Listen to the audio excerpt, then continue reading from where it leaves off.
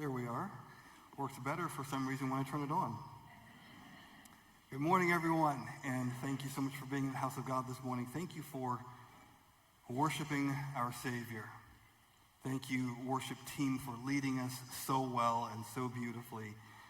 And thank you, Father, for being in this house this morning in such a beautiful and powerful way. As always, it is my privilege to be able to speak with you this morning. And we are, of course, in week 2 of this series that we are calling Portrait. See what God sees in you. Now, last week we spoke in our initial message. We introduced the idea of God as the original artist, as the creator. He didn't just make stuff. He was artisanal in everything that he made, and he signed it such that we can begin to see him and understand his character, his heart, his nature through the things that he has made. We talked about how a truly powerful portrait is aspirational and not historical. It doesn't simply show us what we happened to look like or where we happened to be on a particular day in the past, but rather it shows us the best version of who we can become. We talked about false mirrors and the enemy's attempt to keep us focused on our failures and our insufficiencies. And finally, we talked about God's desire to show you what he sees in you as a catalyst for living life more abundantly. If you, for any reason, were not able to hear last week's message, it is online on our YouTube channel. I would encourage you to check that out. But we are picking up the theme this morning. And I want to talk with you today about the portrait in progress. Portrait in progress. Now, progress is an ugly word in this age of Instagram. It actually seems ostentatious when everyone with an iPhone is a photographer. Progress, just slap a filter on it. But a great portrait has always been so much more than just what the camera saw. In the origins of photographic technology, and actually leading up to not even very many years ago, artists would have to, or photographers, photographic artists would have to take a piece of film into a specific kind of place to actually work on it. It was called a darkroom. For those of you who are younger, you may have never heard of such a thing. And the darkroom was a place where the artist would actually work with various tools to bring his vision to life in the form of a print. And the darkroom and canvas metaphors both supply for us this idea of layers of becoming. Because you see the intention, I'm going to talk about this word some more today. The intention, the message, the theme in the mind of the artist is encoded into the canvas. It's encoded into the film, but it's not obvious just yet. And so why was it a dark room? Well, it's because the piece, if it was exposed too early to daylight, it would never develop into the fullness of the artist's intention. So when the photographer is working with the photograph in this solution bath, in this liquid, he's using tools that would seem odd and strange to the casual observer, and they don't automatically produce something that you would call a finished effect. That's okay, because the photographer has a crystal clear image in his mind of what he intends the finished piece to be. And he is so adept at using his tools that he knows. He's not hoping. He is not discouraged in the least by the fact that his piece is unfinished in the bath. He knows what he's doing. And he knows what he's going to bring out of the film. It doesn't have to look like anything while it's in the bath, as long as it comes out like he intends. It's a process. It's a process. This picture of the photographer working up close and personal with his hands is poignant and relevant for us. It's much like a painter working at his canvas. Notice how close the work is. The artist carefully shaping the portrait on the canvas, literally standing close enough to cast a shadow on the work. His hands, a mere inches away, often reaching in and making small adjustments, even with a finger or a fingernail. He's personal with the piece. He's personal. And frankly, this is the imagery that God himself uses when he is describing how he deals with his people in the now. Jeremiah 18 says this is the word that came to Jeremiah from the Lord. Go down to the potter's house, and there I will give you my message. So I went down to the potter's house, and I saw him working at the wheel. But the pot he was shaping from the clay was marred in his hands. So the potter formed it into another pot, shaping it as best seemed to him. Then the word of the Lord came to me. He said, can I not do with you, Israel, as this potter does, declares the Lord? Like clay in the hand of the potter, so are you in my hand, Israel.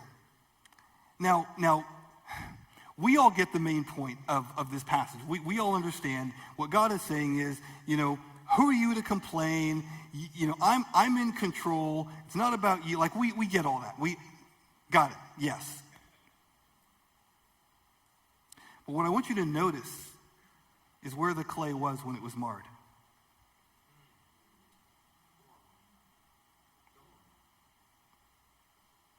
Remember that God is the one. Jeremiah wasn't just wandering through the city one day and looked across and God spoke to him. No, God said, you go here.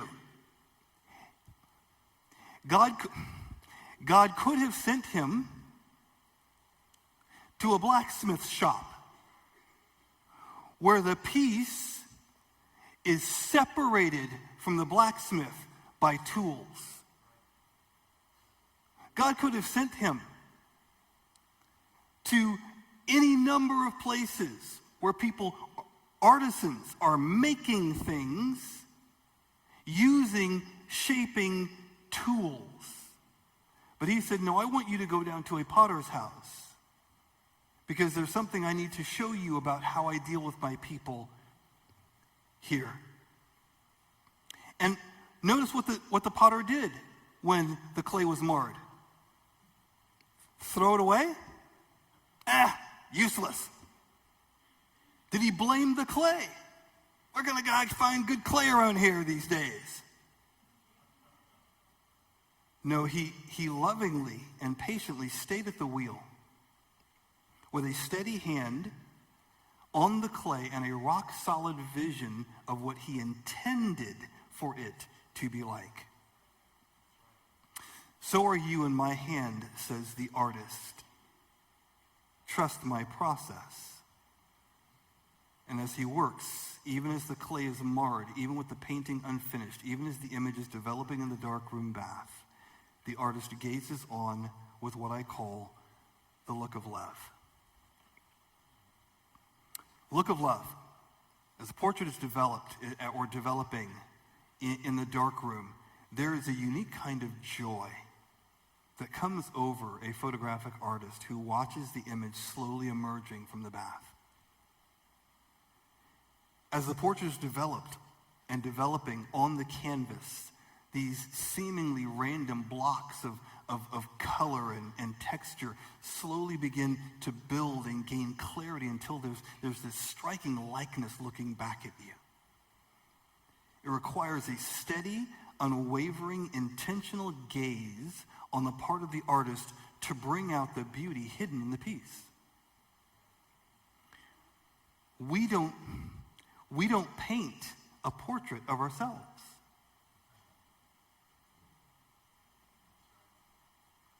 We need the gaze of another to help us begin to see what we were intended to be. God provides that look of love that allows us to see the truth of his intention when he made us. Now, if you want to, this might sound strange to you, but if you want to envision, really get a good sense of what this look of love is like, just envision, if you have children, you know this. If you don't, you've likely seen it enough to be able to connect with this. Picture a father with his little child who is just trying to learn to stand. Now, she's sitting on the floor, screaming and frustrated. Life is too hard. Nothing is working. Right? Why can't you just pick me? Why can't you just get me out of this situation, Dad? I'm holding my arms up and I'm screaming at you like, you've always done it before. What's the problem? Where are you now, Dad?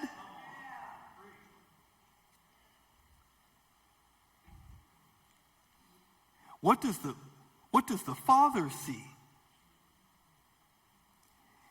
He sees his beautiful child. Well, sure, snotty-nosed and frustrated and screaming and crying. But she is still his beautiful child. Nothing has changed in the father's eyes, because he also knows that not only is she going to stand, but she's going to walk and run and jump and dance. He knows that one day he's going to walk her down an aisle. None of this is fazing him, right? And it's in that steady gaze that he gives her that says, it's okay, baby. You're going to make this. You're going to do this. I believe in you. You've got this. That gives her the courage to settle down and try again. It's a process.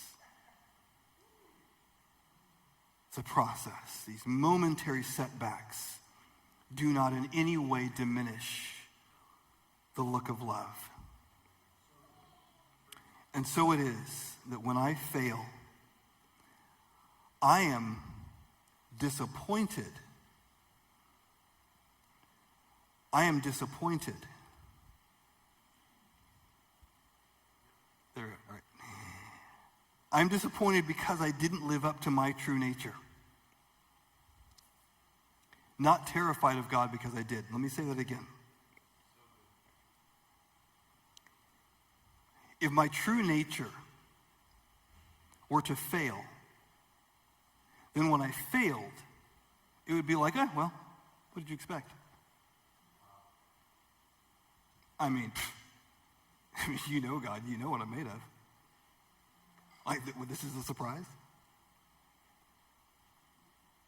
And there would be on the heels of that a terror because of the judgment that would come on me because I'm failure, because I'm sin.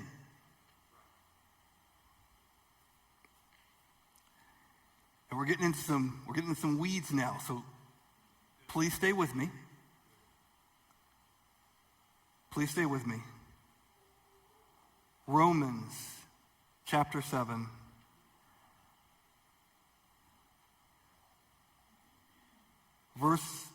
Verses 19 and 20. Well, that's not the one.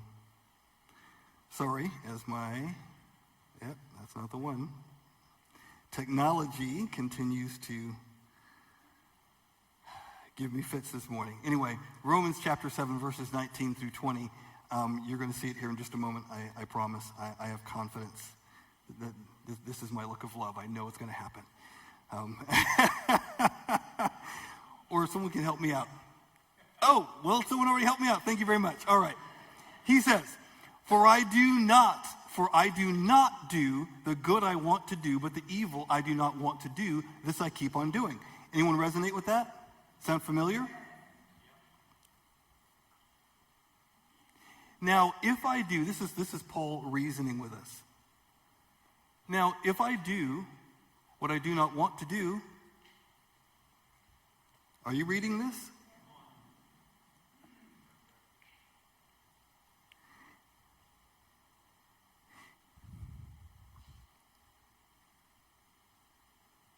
I need the Word of God to speak to you this morning.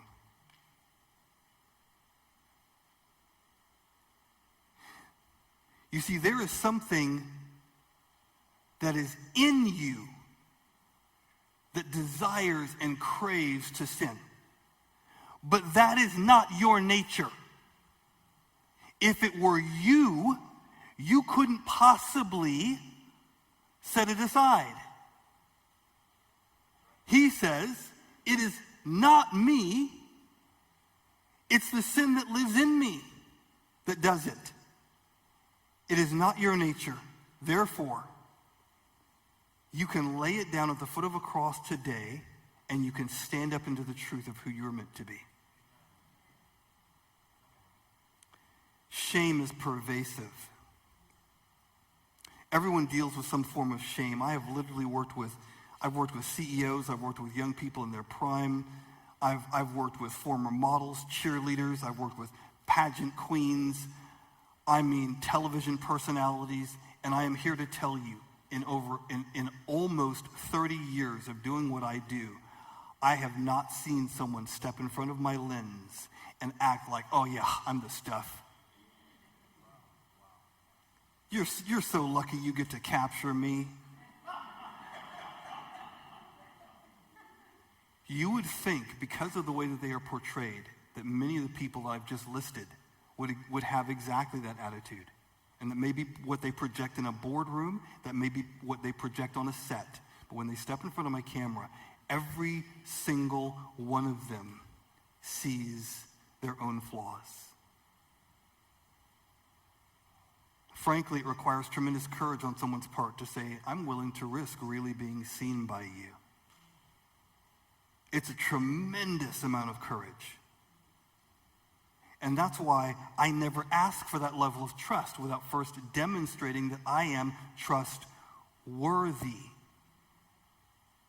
That I am worthy of the trust that you're going to bestow on me. The artist is trustworthy. He is worthy of your trust, and you can look at the evidence of your own life to see the truth of that. Frankly, if most of us were to paint ourselves, we would paint every flaw. We would paint every failure. We would put every zit in. Like merciless. But my gaze as the artist is designed to encourage, to affirm, and to finally applaud and approve them. Not to condemn them, not to judge them. What I intend to portray is what I see in them. It doesn't matter what the camera might record or even how they see themselves. I'm not trying to portray someone as they think they should look. Occasionally, I will have someone who will come to me, not often, but I'll have someone come to me and say, yeah, I'd like to go here and take my pics, and I want it to be at sunset, and I've already got this cool outfit picked out, and how much is that going to cost? Sorry. That's not what I do. I think you wanted the guy down the street.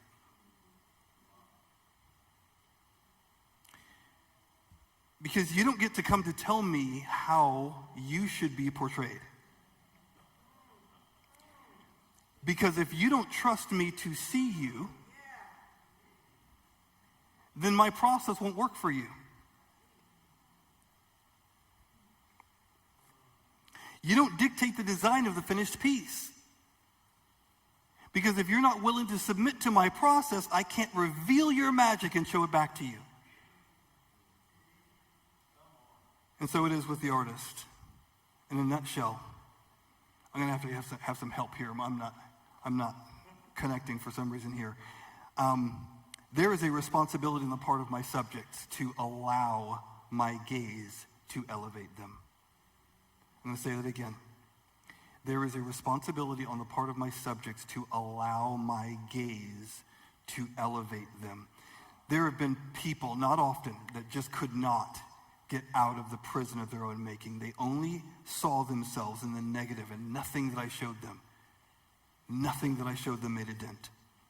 They weren't actually seeing, in actuality, they weren't even really seeing what I was showing them. They weren't hearing what I was saying about them. And so my gaze could not elevate them. And I've reflected on the fact that this reminds me of Jesus going back home after having traveled and done incredible things. And the Bible declares that he could not do mighty miracles there because of how they viewed him, because they didn't trust in his gaze. John 15, 9 through 11 says, as the Father has loved me, so have I loved you. Now remain in my love. We all go, oh, that's great. Awesome, yeah. Shower me, Jesus. Bring it on. No. Let's look at that again. It says, as the Father has loved me, so have I loved you. That's his part. And then there comes a directive. Now remain in my love. That's our part. There is a responsibility on our part. And why would someone not trust my process? Why would someone not want to really be seen and celebrated? And the reason is because sometimes we just can't see past our scars. I worked with a young lady recently that is by natural standards just absolutely stunning. She's the kind of person who in her friend group gets all the jealous whispers, right? And as we were doing her reveal, that we were in the cinematic space, and I was projecting her images large on the screen, and she said, William, your work is amazing. Your work is amazing, but I see all my imperfections.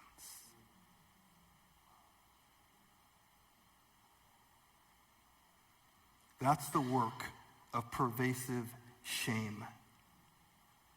But I, as the artist, am not afraid of so-called flaws or imperfections. They are actually what makes the process of celebrating people more interesting. So let me show you Ansley. Ansley spent a lot of her youth trying to hide her club ear. But in capturing her, we didn't try to hide it. We didn't try to disguise it. We actually celebrated her through the scar. Let me show you Jenna, who is celebrating going gray at 40. That's hard. The courage that it took, right? She flew out here from California for her session. And as we were doing the Zoom, and she was talking about this, and we were talking through it, she was like, I've been through a lot recently. I'm only 40. In fact, her words were, my word for my 30s was hope. My word for my 40s is survival. She has been through tremendous pain. But look at the joy that radiates. Let me show you Adriana, 17 years old, top of her class, stunning young woman. We're looking at the images. Parents are in the room. Everyone loves everything. We narrowed down to a set of images that we're going to go into print with. And she says, yeah, and that scar, can you remove it? I looked at the parents, and they're like, well, can you? And I said, well, of course, I certainly can. I can certainly remove the scar. But do you mind if I ask you a question? How did you get that? And she began to relate the story. And I said, oh, interesting. That's so interesting. Oh, okay. And did you learn anything from that experience? Did that change you in any way? Oh, yeah. Kind of a laughing kind of say, oh, yeah. So I learned such that you shouldn't do such and such. And I said, so actually, if you don't mind, I would ask your permission to leave the scar, because you see, you're not the same person without it. In fact, you are actually more striking, you're more beautiful, you are more interesting because of it. We kept the scar. By contrast, let me show you Mason. You don't have to try to hide your scars in order to live with confidence. You can step into life confident, compelling, brilliant, even with the scars on full display. And here's the key. You have to allow them to be healed. You see, your gaping, bleeding, open wound does not glorify God. But your scars that are healed demonstrate that no matter what you've endured in life, you can have life and you can have it abundantly. So I apologize. I'm going to geek out here for just 2 minutes. I promise I won't take long. John chapter 20, you can look it up on your own. John chapter 20, around verse 24. Jesus is coming back. He's already resurrected. He's shown himself to his disciples. He comes out of a grave. He comes out of a grave in a body that can walk through walls. He can walk through walls, man. He can be anonymous to people that should know him on sight at a distance. Stand right up in their face and them not recognize. Like, is this guy not, like, is this not awesome? Like, what am I'm ready for mine, man. I'll take 2. Like, he can teleport from one place to another. Can you imagine the conversations he can just like listen in on? It's just so cool. Better yet, he can fly. I mean, can you imagine a body like that? So why, when he appears to them, does he still have scars?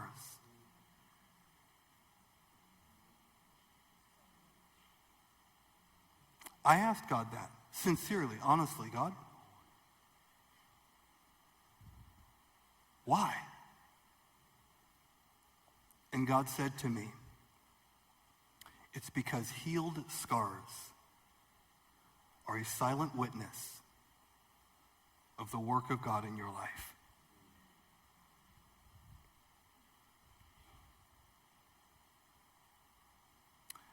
I often ask about something in a person's distant or recent past as I'm beginning to work with them during the consultation that has helped to shape them into the person that they are in a way that they would want celebrated. And in almost every case, the responses include something very deeply painful, some really challenging circumstance. And frankly, for me as an artist, this is pure creative fuel to be able to show someone authentically how they are actually more vital and compelling because of that. It often reveals a truth about who they are today in a way that allows them to see and celebrate themselves authentically. I want to show you just a couple moments from Amy's consultation and the impact of her session. It's that radiance that you may not even often recognize that other people are picking up on energetically, and it's what's drawing them to you. And yet, in all of that, there is still, and I'm going to apologize up front for the phrasing. I don't mean to be offensive by saying this at all, but in that radiant, strong, beautiful woman, there is still a little girl who remembers very much what it was like to be afraid on a day-by-day basis and needs to be reminded it's okay. That, if I could put it this way, it almost feels like the Amy of today can speak to that little girl, the Amy of yesterday, and let her know, you know, it's going to be all right. No, we're going to be all right. I've got you. Mm-hmm. Mm-hmm. Yeah.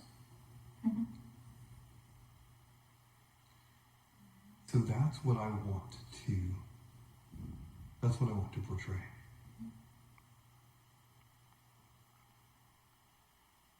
The Amy of today can speak to that little girl who remembers so well what it was like to feel ostracized and afraid, and say to her, it's going to be okay. I've got you. We're going to be okay. And that's what God says to us. We're going to be okay. I've got you.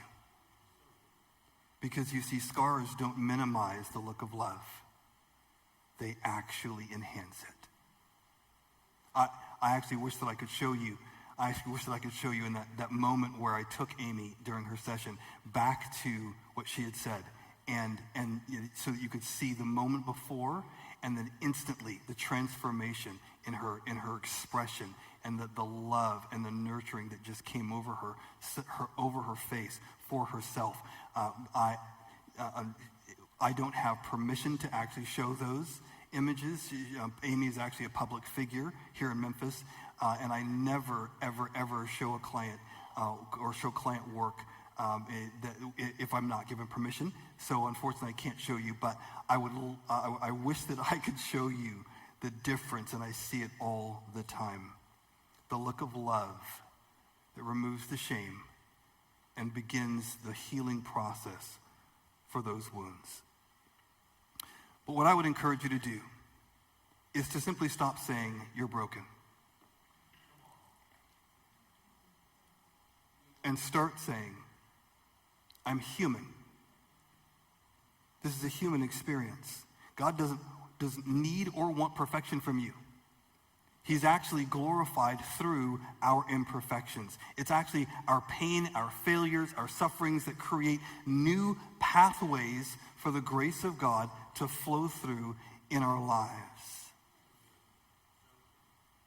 God embraces our perfections, and he loves us to life through them. Scars tell a story. Scars tell a story. I'm gonna move us quickly toward the close of this message, but I'd like to just remind you of the demoniac of Gadara. Remember him? Anybody remember him? I mean, I know we all know the majority of we know there's the wild man caves. Yeah, we know. Power encounter pigs, blah blah blah. Like Jesus is the man. Rock on. Yeah. Cool. Got it. All right. We're good. All right. We all know the story, but that last part. That last part. When he got into he being Jesus, when he got into the boat, he who had been demon-possessed begged him that he might be with him. Well, what's wrong with that? However, Jesus did not permit him, but he said to him, go home to your friends and tell them what great things the Lord has done for you and how he has had compassion on you. And he departed and began to proclaim in Decapolis all that Jesus had done for him, and all marveled. Why can't I go with you, Jesus, and tell my story? It's because where I'm going, no one knows how deeply wounded you were.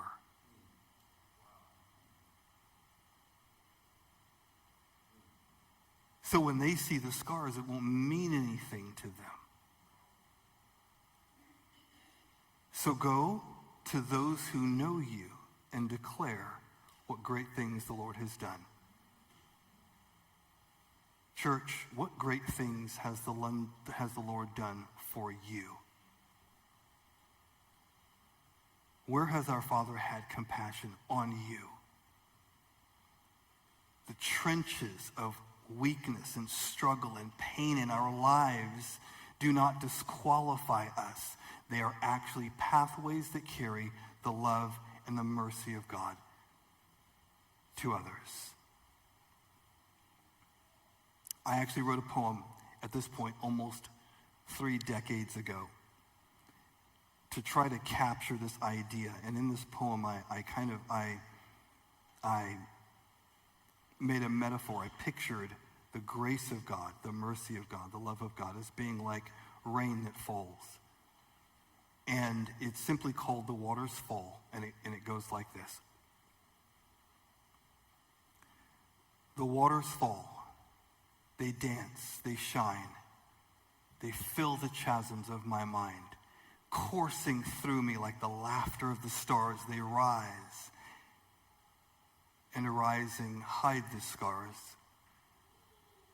They fill each trench, each deep-cut wound of my weathered heart. And very soon, the scars you can no longer tell. The waters fall, and all is well. They carry life to all they find. They fill the chasms of my mind.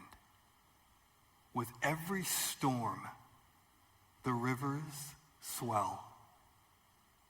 The waters fall, and all is well.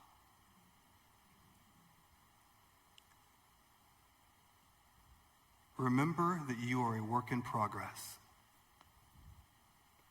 Philippians 1:6, Paul tells us he is confident of this very thing, that he who has begun a good work in you, he's not going to leave you in the bath.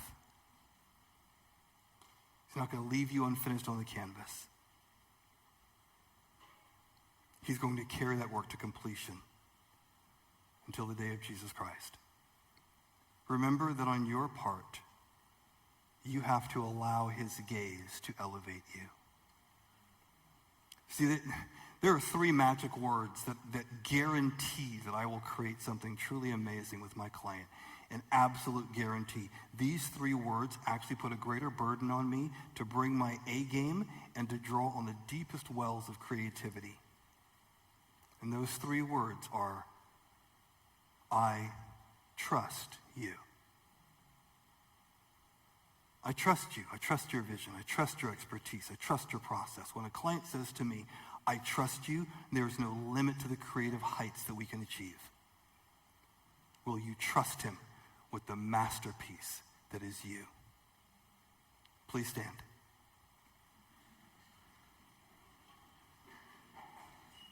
I am inviting you to do business with the Lord this morning. You can come down to the altar this morning. You can make an altar right where you're standing. But we often say, I give you everything. And what we mean is, I give you my bright spots, my shiny places. I give you my strength and my strengths.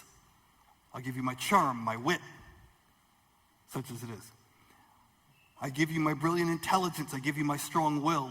We think about all the things that would make up a crown so that we can cast it at his feet. When we say, I give you everything, that's what we mean. But he also wants my imperfections.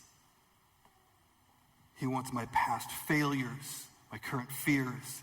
He wants my lack. He wants the lies that I tell myself about myself. He wants my shame at not being good enough. Why? Why would he want that stuff? Why? I don't want that stuff. Why would he want it? It's because of Isaiah 61.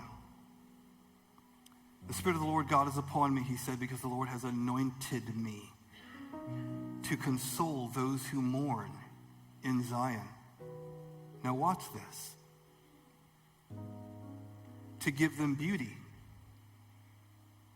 Right? No. No. He's not just here to give you beauty.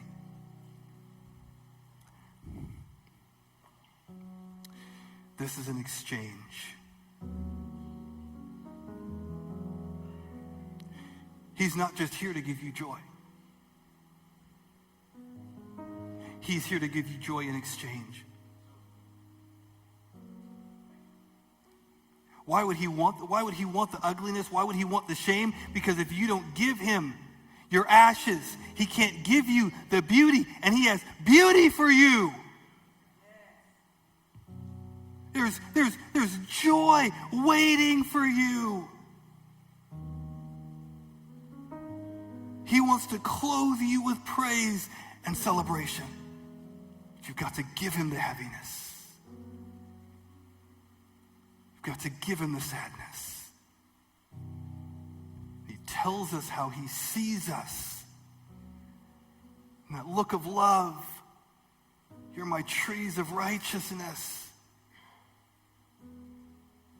And when we are seen that way, he is glorified. Healed scars are a silent witness to the work of God in your life. So once again, I'm inviting you to do business with the Lord. As the singer comes, as the music plays over you, we're just going to take a few minutes. There are dead things that need to come alive in you this morning. As they sing and play over us, let's take a few minutes and just give him everything that weighs us down. Give him all the ugliness, all the things that you would call worthless. And as you do, allow his Spirit to revive something inside of you, to awaken a new vision in you, to create a new picture in your heart of how he sees you. One where that thing that you laid down is replaced by his grace and his goodness, and feel his pride as that image begins to emerge.